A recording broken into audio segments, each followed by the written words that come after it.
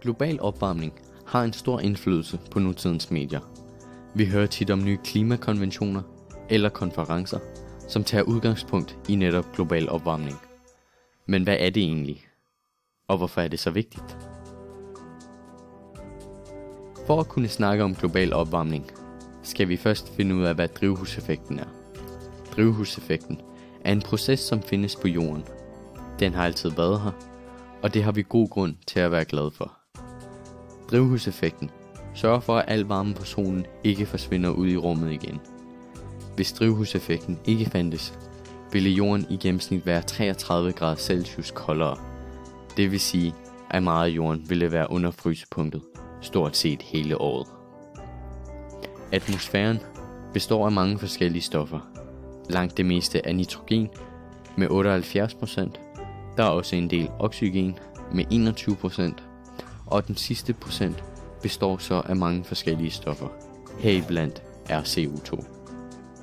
Der findes en del forskellige drivhusgasser, men CO2 og H2O i form af vanddamp er de to vigtigste. Vi vil gerne snakke lidt mere om CO2, da det er den, der bliver snakket rigtig meget om i medierne. En meget lille del af atmosfæren består af CO2. Det er kun omkring 0,038%. Så det er måske mærkeligt, at den er så vigtig. Samtidig kan man også sige, at der ikke skal specielt meget ekstra CO2 til, for at fordoble det indhold, der er i luften.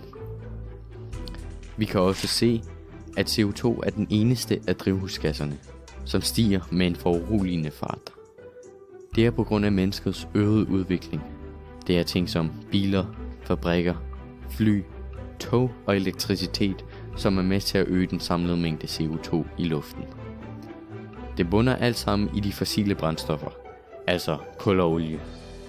Hvis vi for eksempel går tilbage til elektricitet, så bliver der ikke udledt noget CO2 ved at bruge elektricitet, men det er når man producerer det, at der bliver udledt meget CO2. Der sker altså en forøgelse af CO2, som man også mener er med til at hæve jordens temperatur. Hvis vi ser på solen, den udsender en kortbølgestråling i form af lys. Kortbølgestråling kan nemt komme igennem vores atmosfære. Når lyset så rammer jorden, bliver der udledt varme, og varme herimod er en langbølget form for stråling, og den er svært ved at komme ud af vores atmosfære igen. Det vil sige, at det meste af varmen bliver altså reflekteret tilbage imod jorden. Resultatet af det er en stigning i jordens temperatur. Dette påvirker nu allerede vores verden, og hvis vi ikke nedsætter vores CO2-udslip, kan det have store konsekvenser for vores fremtid. Højere vandstande, flere sygdomme og meget voldsommere vejr kan måske i fremtiden blive en del af vores hverdag. Det er altså, hvis vi ikke gør noget ved global opvarmning. Det her lyder alt sammen nok lidt skræmmende, men bare rolig, fordi overalt i verden arbejder forskere lige nu benhårdt på at løse netop dette problem.